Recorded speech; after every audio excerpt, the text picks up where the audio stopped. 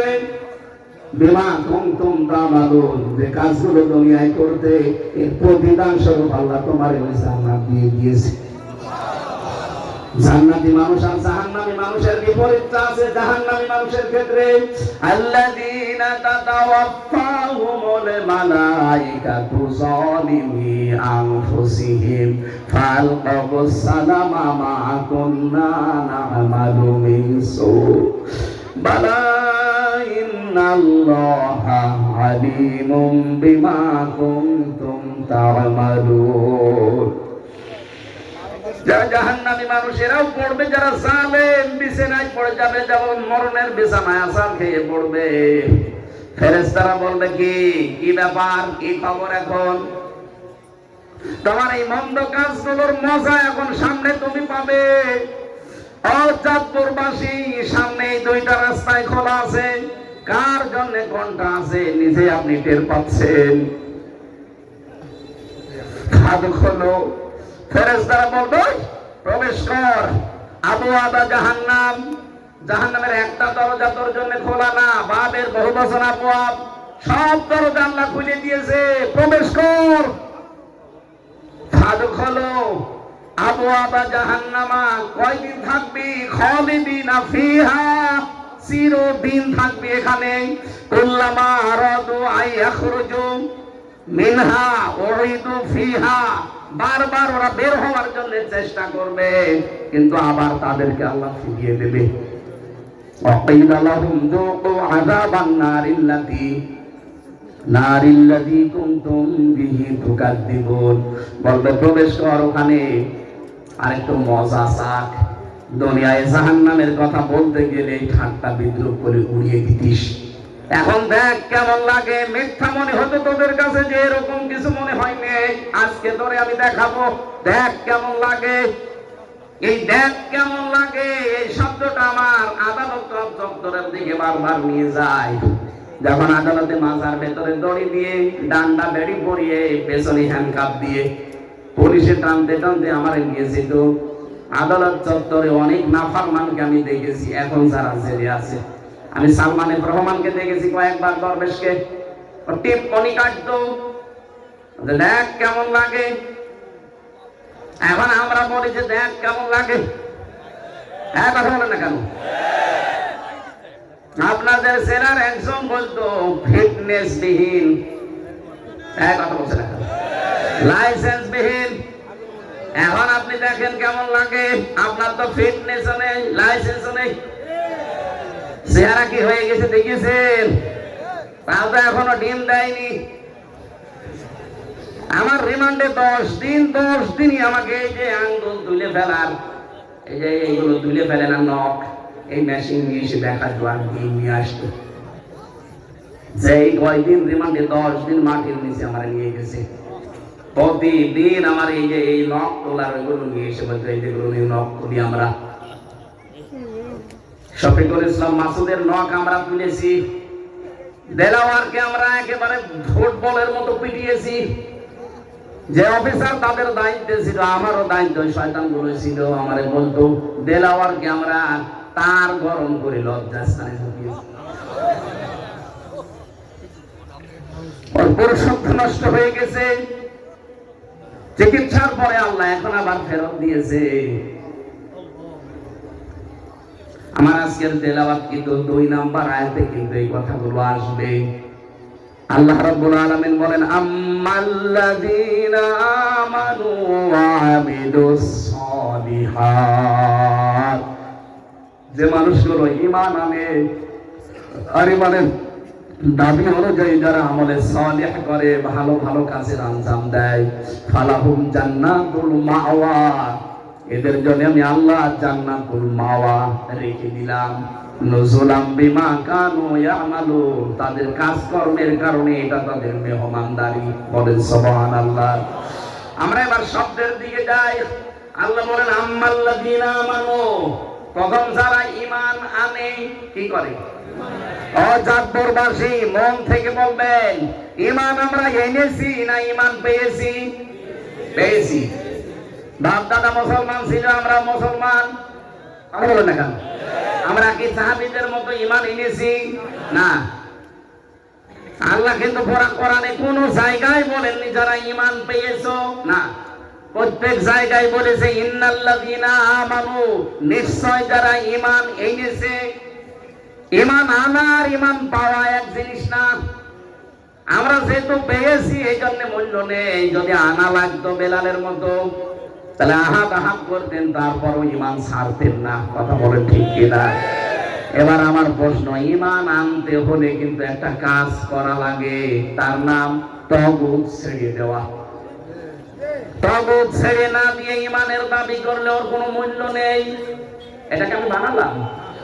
সূরা বাকারার 256 নম্বর আয়াতের মাঝের অংশে আছে হামাইয়া কাফার বিত-তাগুতি ওয়া ইউমিন বিল্লাহ ফাকাদ ইসতামসাকা বিল উরওয়াতিল ওয়াসতা লা ইনফিসামা লাহা ওয়াল্লাহু সামিউন আলীম। রব্বুল আলামিন বলেন, কেউ যদি ঈমান আনতে চায় তার প্রথম কাজ হবে সে যেন তাগুত ছেড়ে দেয়। তাহলে সে একটা মজবুত রশি ধারণ করবে যা কখনো ছিঁড়ে যাবে না। এই বাংলাদেশের দিকে তাকান, যারা ঈমান এনেছে কিন্তু তাগুত ছেড়ে দেয়নি, তাদের ঈমানের কোনো মূল্য আজ নেই। বাইতুল মুকাররমের ইমাম তাগুত ছেড়ে না দিয়ে ঈমান এনেছিল, বাতাস পাল্টিয়েছে, সেও পাল্টিয়ে গেছে। কথা বলেন। আর ডক্টর শফিকুল ইসলাম মাসুদ, দেলাওয়ার হোসেন, সাইদিনা দেলাওয়ার হোসেন যেটা শিবিরের সভাপতি ছিল সাবেক, ঠাকুরগাঁও বাড়ি, যেটার লজ্জাস্থানে তার গরম করে ঢুকিয়েছে জালেমরা। এরা ঈমান এনেছে কিন্তু তাগুত ছেড়ে দিয়ে। এজন্য 57 দিন রিমান্ডে ছিল, 57 দিন। তারপরও তাদেরকে জালেমরা এক চুল টলাতে পারে নাই। আপনি এরপরও প্রমাণ চান? যারা ঈমান আনে তাগুত ছেড়ে দিয়ে তামাম দুনিয়া একদিকে গেলে আপনি তাকে টলাতে পারবেন না। আপনি দেখেন না দেলাওয়ার হোসেন সাইদি 13 বছর জেল খেটেছে লোকটা, এক চুলও টলেনি। আমি তো ছিলাম শেষের দিকে, তাকে পেয়েছি আমি একদিন 10 মিনিট মাত্র। এখনো পর্যন্ত যে ঈমান তার ছিল, অথচ ধরা পড়ার পরে তাকে অফার দিয়েছিল। আমারে বলতো হামজা, প্রথমে আমারে অফার দিয়েছিল যে আপনি জামাত ইসলাম ছেড়ে দেন, আপনি নিজে একটা রাজনৈতিক দল খোলেন, অথবা নিজে আপনি পীর হয়ে যান, হাজার হাজার মুরিদ আপনার হবে, কিচ্ছু চিন্তা নেই আপনার, এই জেলেও আর যাওয়া লাগবে না। ওই সময় যদি এটা করতাম, 13 বছর আমার জেল খাটা লাগতো না। উনি যেহেতু ঈমান এনেছিলেন কিন্তু তাগুত ছেড়ে দিয়ে, এই জন্য টলাতে পারে নাই। আর যারা ঈমান এনেছে কিন্তু তাগুত ছেড়ে দিয়ে না, এই মানুষগুলোর ঈমান আজ টিকে নেই। এই ফরিদউদ্দিন মাসউদের ঈমান টিকে আছে। ওরে আপনি এক জায়গায় নিয়ে 2টা বাড়ি দেবেন, ও আপনাকে বাপ বলতে দিয়ে চাচা বলে ফেলবে। জেলখানায় বহু আলেমকে দেখেছি ঈমান টিকে রাখতে পারে নাই। শেষ পর্যন্ত অনেককে তারা রবের জায়গায় বসিয়ে ফেলেছে। আজকে আমি দুপুরবেলা ছিলাম কুমিল্লা সদর দক্ষিণ না কোথায় যেন, মুফতি জসিমউদ্দিন রহমানী হাফিজাহুল্লাহ, উনি আমার আগে কথা বলছিলেন। এক জায়গায় ছিলাম আমরা। ওনার যে ঈমান, ওরকম ঈমান এই দেশে হাজারো আলেমেরও নেই। উনি ঈমান এনেছে তাগুত ছেড়ে দিয়ে, আর আমরা অনেকে আজ ঈমানের দাবি করি তাগুতের সাথে মিলে থেকে। না তো কোনো মানুষ ওলামা লীগ করতে পারে একজন আলেম হয়ে? আমাকে যেই দিন ধরে ওই দিন রিমান্ডে এই শেখ ইমরান, এই শয়তান এসপি, এই শয়তান আমার প্রথম দিন রিমান্ডে বলেছিল যে আপনাকে যা বলতে বলছি এইগুলো শুধু বলবেন, জামাত ইসলামের বিরুদ্ধে, আকিজ গ্রুপের বিরুদ্ধে, আর আপনি দেশের বিরুদ্ধে এই এই কাজ করেন। এগুলো আমরা পয়েন্ট আকারে লিখেছি, 13টা পয়েন্ট লিখেছি। বলছে এটা শুধু আদালতে যে ম্যাজিস্ট্রেটের কাছে বলবেন, আপনাকে কালকে ছেড়ে দিন। না, শুধু ছেড়ে দেবো তা না, আমার অফার দিয়েছিল যে আমার কুষ্টিয়া বিশ্ববিদ্যালয়ে আপনাকে উলামা লীগের সেক্রেটারি বানিয়ে দেব। মানে শব্দ ওদের হাতের ভেতরে। ওই সময় যদি মেনে নিতাম, মালও কামাতে পারতাম। আগে কি সুন্দর মাল কামাইতাম, ওইটাও কামাতে পারতাম। 3 বছর আমার এই ফাঁসির কন্ডেম সেলের ভেতরে থাকা লাগতো না। কিন্তু আমার ইমানটা চলে যেত। কথা বলছে না কেন? তোরা একেবারে টাটকা বেঈমান হয়ে যেতাম না, এখন আমার আপার সাথে পালানো লাগতো। কথা বলছে না কেন?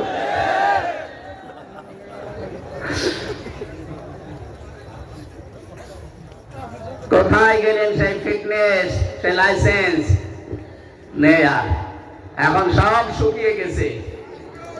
সেদিন আমি আদালতে হাজিরা দিতে গিয়েছিলাম, যে দেখি আপা নামতেছে, কিছুই নেই, মুখ একেবারে মনে হচ্ছে পেঁচার মতো শুকিয়ে গেছে। মানে পাশাপাশি তো নিয়ে যায়, ওনারা তোলে আর আমারে নামায়। জিজ্ঞাসা করতে গেলাম, আপা কেমন আছে? আর ফিটনেস নেই, লাইসেন্সও নেই, এখন থাকেন পড়ে।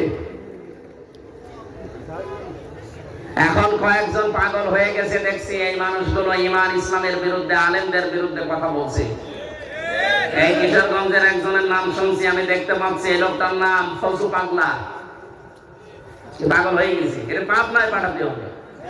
৯৬% মুসলমানের দেশে এই লোকটা যে আরম্ভ করেছে আলেমদের বিরুদ্ধে, এই দেশটাতে আবার আগুন লাগাবেন নাকি আপনি? কয়েকদিন আগে শুরু করেছিল হারুন আঙ্কেল। এই হারুন আঙ্কেল মানে ওইটা না, ওই আরেকটা আছে চাপাই নবাবগঞ্জের, ওইটাও হারুন আঙ্কেল। ওইটা আর ওনার বউ দুইজন মিলে আরম্ভ করেছিল। আমার মনে হয় শয়তান এদেরকে মাঝে মাঝে নাড়া দেয়। একবার বলছে না কেন? এরা ইমানের দাবি করতে ১৫.৫ বছর দেখতাম মাঝে মাঝে কোরআনের আয়াত দিয়ে কথা বলতো। ইমান এনেছে কিন্তু তাগুত ছেড়ে না দিয়ে, আমি যে বারবার প্রথম থেকে বলছি না, যে মানুষের তৈরি করা আইন যারা দুনিয়ায় কায়েম করতে চায়, বিজয় করতে চায়, এরা সবচাইতে বড় অনর্থক কাজ। আপনি এই কাজে থাকবেন কোন কারণে? এখনই যদি মরে যান আপনি তো চির জাহান্নামী।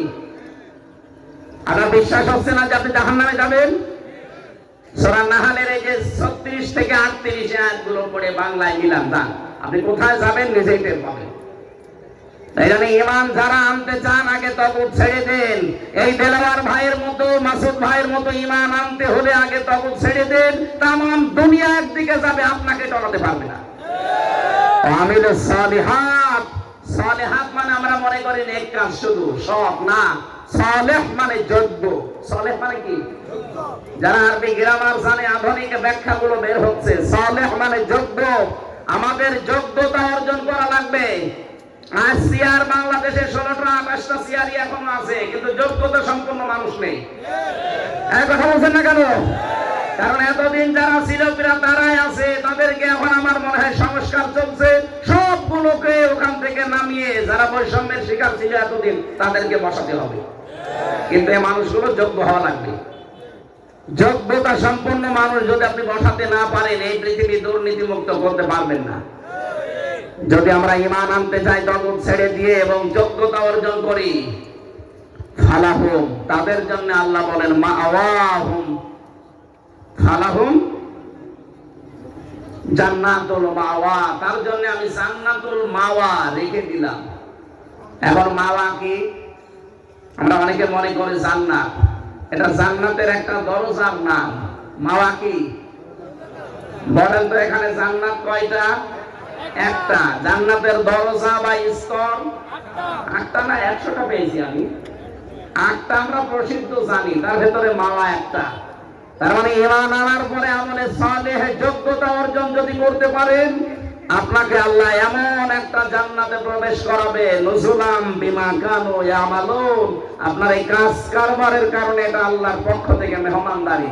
এখানে জান্নাতি মানুষের কাজ আর জাহান্নামী মানুষের কাজ। আম্মাল্লাযীনা ফাসাকু ফামাওয়াহুমুন নার, যে মানুষগুলো ফাসিক পাপাচার, তাদের জন্য আল্লাহ আগুন বানিয়ে রেখেছেন। বলেন নাউজুবিল্লাহ।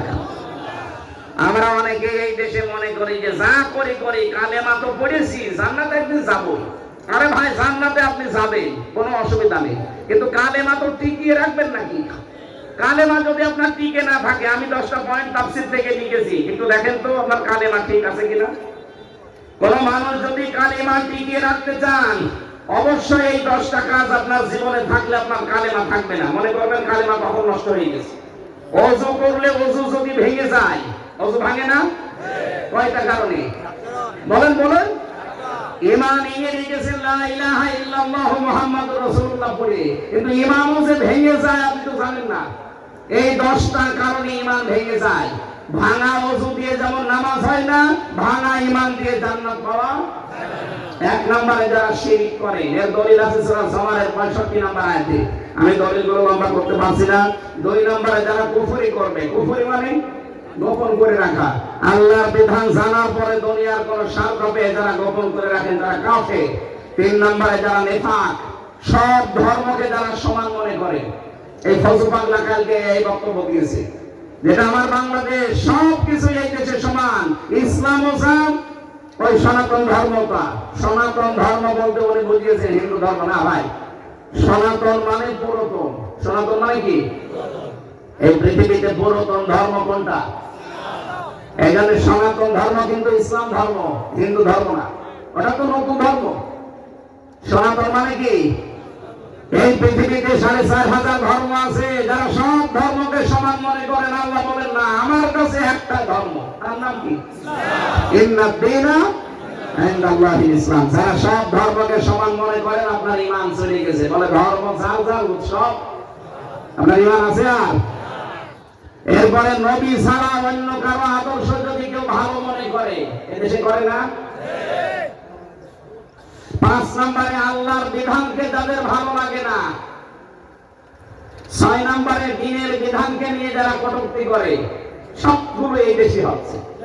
7 নম্বরে যারা জাদুকর, এই এলাকায় সামনে তাবিজ তোবাজ করে, জাদু করে মানুষের জীবন নষ্ট করে দেয়। নবীকে পর্যন্ত জাদু করেছিল।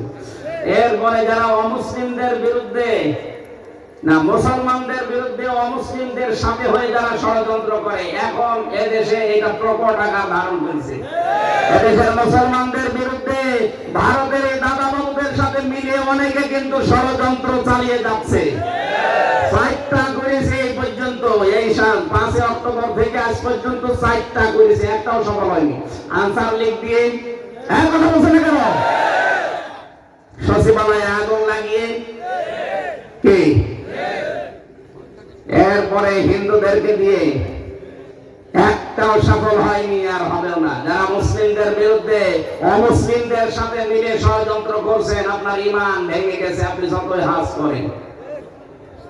এরপরে বেশি কাউকে ইসলামের ঊর্ধ্বে মনে করা, এই দেশে আমার মনে হয় অনেককে ইসলামের ঊর্ধ্বে মনে করা হতো, এখনো করা হচ্ছে। ইসলামের ঊর্ধ্বে কেউ আছে? 10 নম্বরে যারা ইসলামের কোন বিধানকে যারা ঘৃণা করে, এটা সূরা সেজদার 22 নম্বর আয়াতে আছে। আমি ব্যাখ্যাগুলো আর লম্বা করতে পারছি না, কারণ আমি এমনিতে অসুস্থ। আমরা যে কথাগুলো বললাম, আমার ঈমান যেন ভেঙে না যায়। ভেঙে গেলে আপনি যতই লা ইলাহা ইল্লাল্লাহ বলেন, আপনাকে জাহান্নামে আল্লাহ পাঠাবে। বের হতে চাইবেন, আল্লাহ বের হতে দেবে না। এই আয়াতগুলো আমাদের বাস্তব জীবনে আল্লাহ যেন সেট করার তৌফিক দেন। কাফের এবং ঈমানদার 2টা পথ আলাদা। আমরা ঈমানদারের পক্ষে আছি, কাফেরদের বিপক্ষে আছি। আল্লাহ